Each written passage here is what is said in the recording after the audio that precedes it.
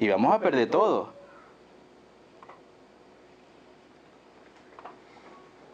Jesús sabía que detrás de Pedro estaba la intención de Satanás de tentar a Jesús. Apártate de mí, Satanás, porque no pones la mirada en las cosas de arriba, sino en la de los hombres. Es para que reflexionemos en que siempre debemos colocar nuestra mirada en las cosas de arriba. Pese a las circunstancias, las dificultades, siempre colocar la mirada en las cosas de arriba.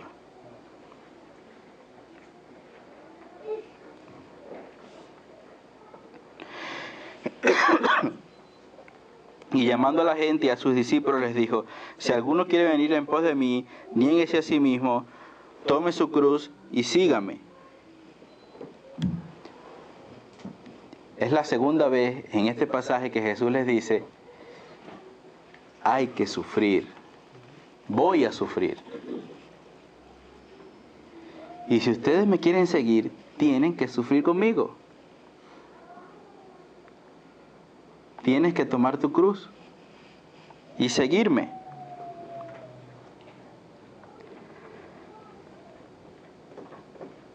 Es notorio aquí que el deseo, gracias Norby, que el deseo del corazón de los cristianos o de los seguidores de Jesús en el momento era ver cuándo Jesús iba a entrar en el trono y tomar poder como rey.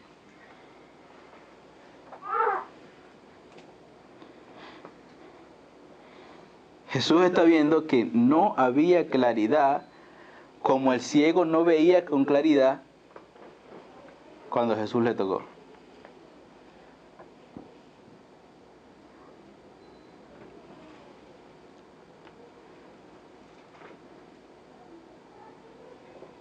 Pedro fue el que habló, pero era el sentir de los discípulos.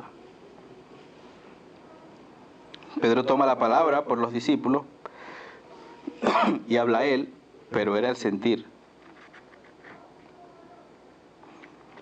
Faltaba muy poco tiempo para que todo esto sucediera y lo vamos a ver en los próximos capítulos, el capítulo 9, capítulo 10, pero era lo que venía. Venía persecución, venía sacrificio, venía sufrir, venía Cristo en la cruz del Calvario y ellos tenían que entender eso. Jesús había pasado 1000 y tantos días con ellos y todavía había una muestra de inseguridad o de duda de parte de los discípulos hacia Jesús.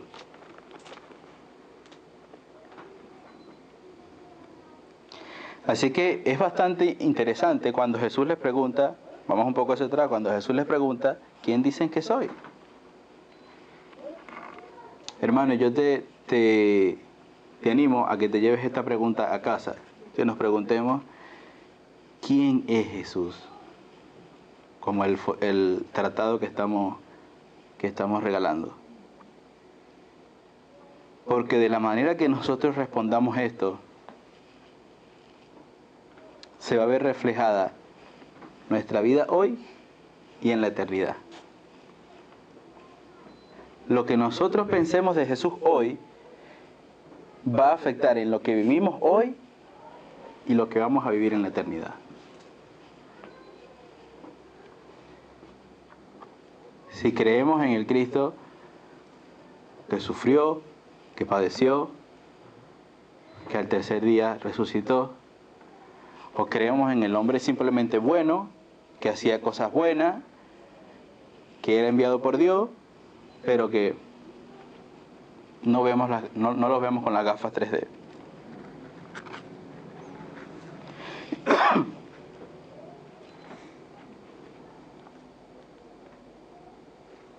Una vez más, el comentario de Pedro con respecto a Jesús, una vez que hace el anuncio de que va a morir, es una notable diferencia en lo que eran los planes de Dios, que todavía no estaba 100% enterados los discípulos, con los planes de los hombres.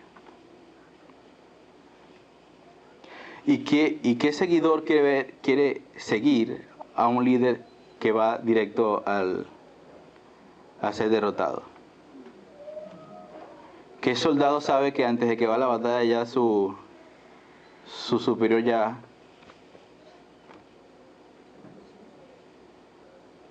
Pero esto es un aspecto terrenal. Damos el ejemplo, pero es un aspecto terrenal. Jesús nunca fue derrotado. Ni lo será. Y ya lo hizo, ya venció a la muerte una vez y por siempre. Y es lo que creemos.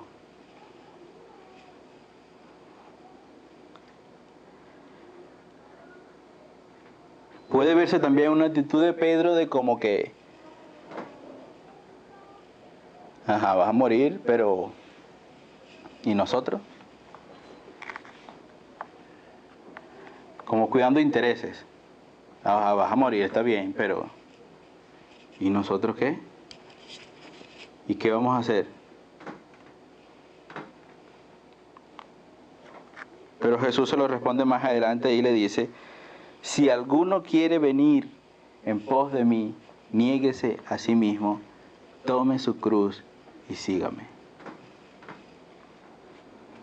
Ese era un texto que me decía siempre mi discipulador. Y en el momento yo no lo entendía. William, niégate a sí mismo, tome su cruz cada día y siga al Señor. Me aprendí Lucas 9:23 como desde los 12 años. Y no entendía, en el momento no entendía lo que quería decir esto. Pero era dejar todo. Era dejar, Jesús le estaba recordando a los discípulos que había que dejar todo. Jesús, Dios, hecho hombre, se despojó de sí mismo, siendo en forma de Dios, y fue a la muerte y muerte de cruz. Lo dejó todo. Por ti y por mí. Ese es el Cristo que yo conozco.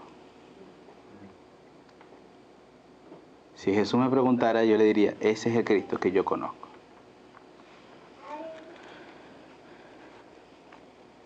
Pedro no pudo ver tres cosas importantes en la confesión, en el anuncio de la muerte de Jesús. El sacrificio de Jesús, no lo vio, no puso la mirada en las cosas de arriba, sino que se enfocó única y exclusivamente en lo del momento. No entendió, los discípulos no entendían que Jesús iba a sufrir y que había que sufrir con él. Que el reino de Dios no era simplemente poder y gloria terrenal, sino que Jesús se iba a humillar, que iba a ser rechazado y que iba a ser maltratado y al tercer día resucitaría.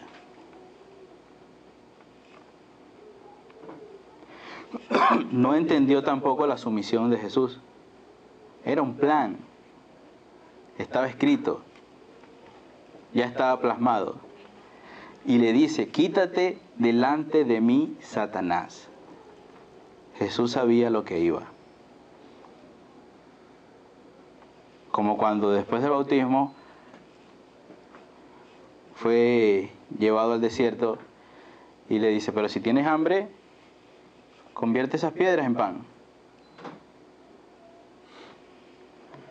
Mira, todos los reinos del mundo te daré, si postrado me adoras.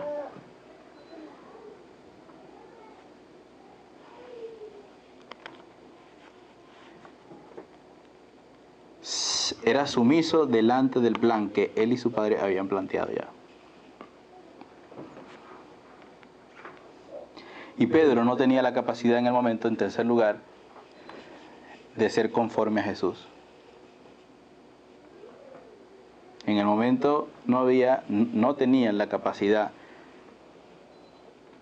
de identificarse con lo que Jesús estaba planteando.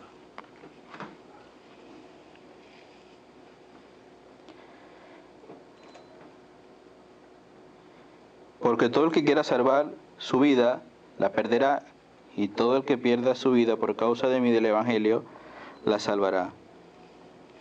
Había que seguir arriesgando todo por Jesús, por el Evangelio.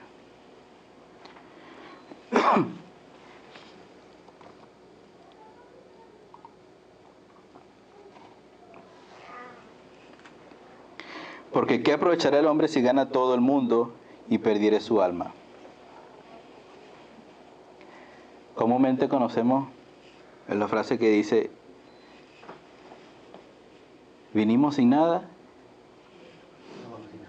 y sin nada nos vamos. Esto no quiere decir que vamos a andar siempre sin nada, pero entendemos que es no atesorar a lo que tenemos, si con eso no vamos a llegar a ningún lado.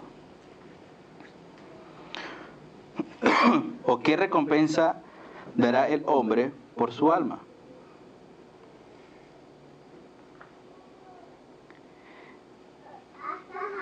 Tiene un valor el alma que no puede ser calculada por nosotros.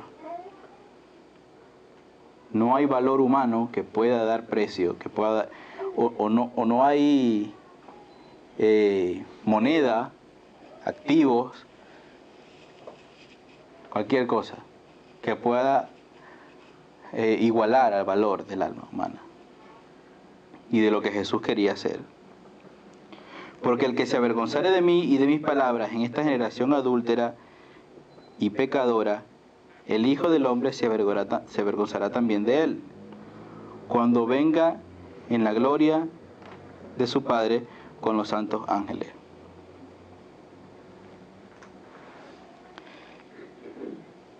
Jesús finaliza estos últimos versículos del capítulo 8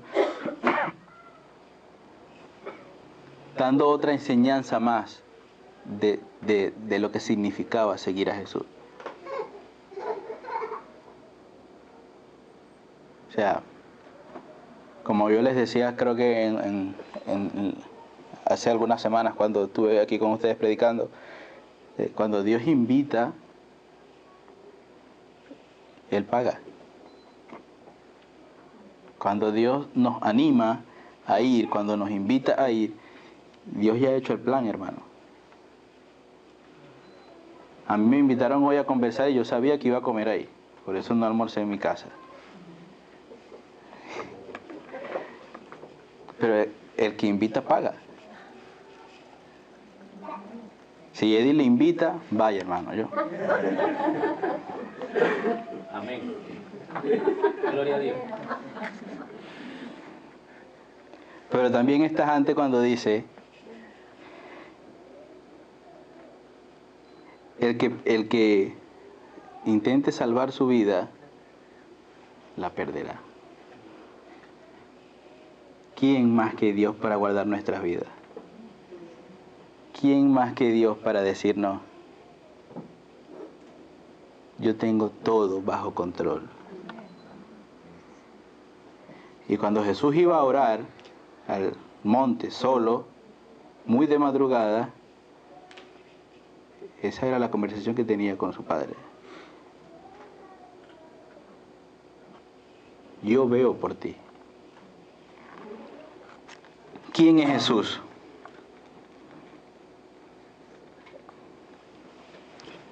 Es tan importante, hermano, la respuesta que nosotros podamos hacer en los próximos días sobre esta pregunta, que va a afectar lo que vivamos hoy y lo que vivamos en la eternidad.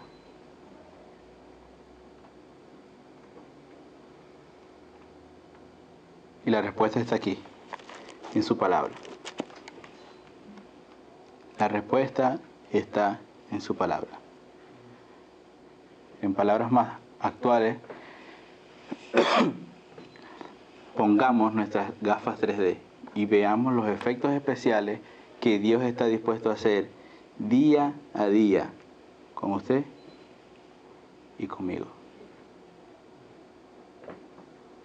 Es sencillo, todo está en su palabra.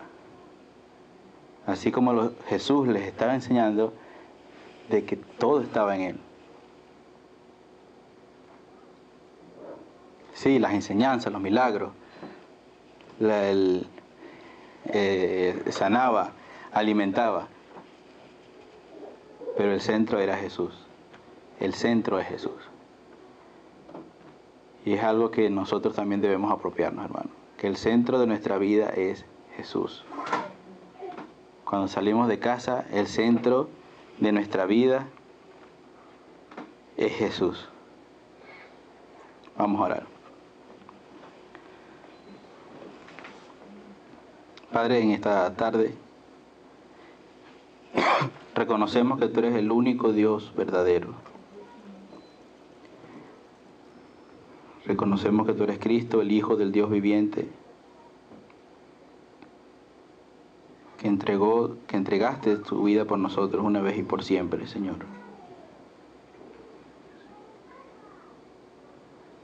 Reconocemos que por tu voluntad existen las cosas, Señor, porque tú las hiciste. Por tu mano fueron creadas, Padre.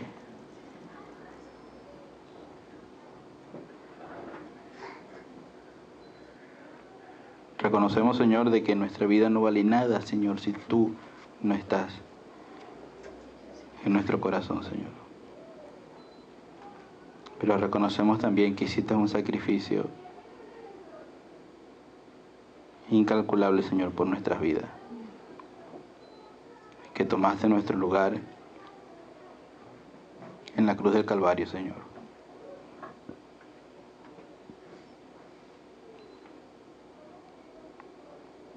Solo te pido, Dios, que esto que hemos aprendido hoy podamos ponerlo en práctica día a día, Señor.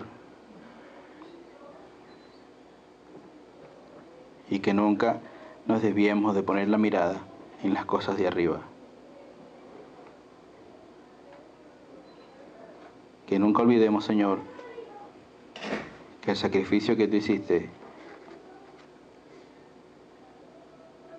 lo hiciste por nosotros, Señor, y en misericordia.